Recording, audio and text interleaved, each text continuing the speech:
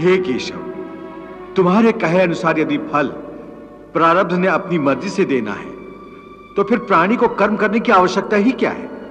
कर्म करने की आवश्यकता क्या है, यह जानने से पहले यह तो जान लो कि प्रारब्ध क्या है, प्रारब्ध कैसे बनती है।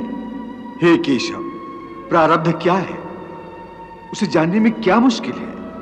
यह तो सीधी सी बात है कि जो भगवान की इच्छा है वही मनुष्य का प्रारब्ध होती है।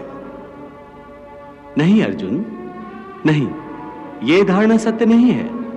क्यों सत्य नहीं है? क्योंकि मैं किसी के प्रारब्ध नहीं बनाता, ना मैं किसी प्राणी के कर्म अथवा कर्म फल के हिसाब में दखल देता हूं। इसलिए प्राणी की प्रारब्ध बनाने में मेरा कोई हाथ नहीं होता। फिर कौन बनाता है प्राणियों का प्रारब्ध? प्राणियों के अपने कर्म। अर्थात ये कि प्राणी जैसे कर्म करेगा उसका वैसा ही फल पाएगा। अच्छे कर्म करेगा तो अच्छा फल मिलेगा और बुरे कर्म करेगा तो बुरा फल पाएगा।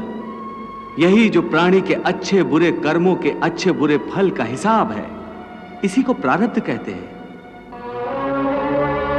अपने पुण्य कर्मों के फलस्वरूप सुख और अपने पाप कर्मों के फलस्वरूप दुख प्राणी को इसी जन्म में या अपने अगले जन्म में भोगना ही पड़ता है, वो टल नहीं सकता।